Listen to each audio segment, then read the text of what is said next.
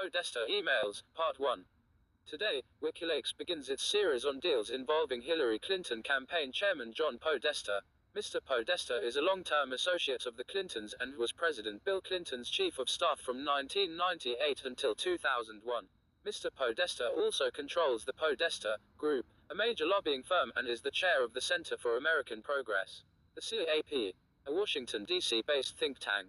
Part 1 of the Podesta emails comprises 2,060 emails and 170 attachments, and focuses on Mr. Podesta's communications relating to nuclear energy and media handling over donations to the Clinton Foundation from mining and nuclear interests. 1,244 of the emails reference nuclear energy. The full collection includes emails to and from Hillary Clinton.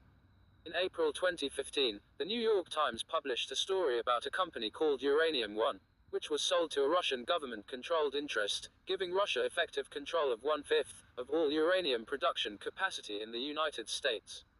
Since uranium is considered a strategic asset, with implications for the production of nuclear weapons, the deal had to be approved by a committee composed of representatives from a number of U.S. government agencies. Among the agencies that eventually signed off on the deal was the State Department, then headed by Secretary Clinton.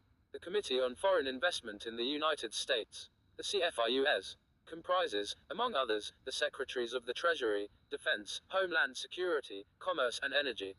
As Russian interests gradually took control of Uranium One, millions of dollars were donated to the Clinton Foundation between 2009 and 2013 from individuals directly connected to the deal, including the chairman of Uranium One, Ian Telfer. Although Mrs. Clinton had an agreement with the Obama White House to publicly identify all donors to the Clinton Foundation, the contributions from the chairman of Uranium One were not publicly disclosed by the Clintons. When the New York Times article was published, the Clinton campaign spokesman, Brian Fallon, strongly rejected the possibility that then Secretary Clinton exerted any influence in the U.S. government's review of the sale of Uranium One, describing this possibility as baseless. Mr. Fallon promptly sent a memo to the New York Times with a rebuttal of the story. Podesta email ID 1489. In this memo, Mr. Fallon argued, apart from the fact that the State Department was one of just 9 agencies involved in the CFIUS, it is also true that within the State Department, the CFIUS approval process historically does not trigger the personal involvement of the Secretary of State. The State Department's principal representative to the CFIUS was the Assistant Secretary of State for Economic, Energy, and Business Affairs. During the time period in question, that position was held by Jose Fernandez. As you are aware, Mr. Fernandez has personally attested that, quote, Secretary Clinton never intervened with me on any CFIUS matter, end quote. What the Clinton campaign spokesman failed to disclose, however, was the fact that a few days before sending his rebuttal to the New York Times, Jose Fernandez wrote on the evening of the 17th of April 2015 to John Podesta, following a phone call from Mr. Podesta, email ID 2053. John, it was good to talk to you this afternoon, and I appreciate your taking the time to call. As I mentioned, I would like to do all I can to support Secretary Clinton, and would welcome your advice and help in steering me to the right persons in the campaign.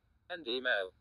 5 days after this email, 22nd of April 2015, Clinton spokesman, Brian Fallon, wrote a memo to the New York Times, declaring that, quote, Jose Fernandez has personally attested that Secretary Clinton never intervened with me on any CFIUS matter, end quote. But Fallon failed to mention that Fernandez was hardly a neutral witness in this case, considering that he had agreed with John Podesta to play a role in the Clinton campaign.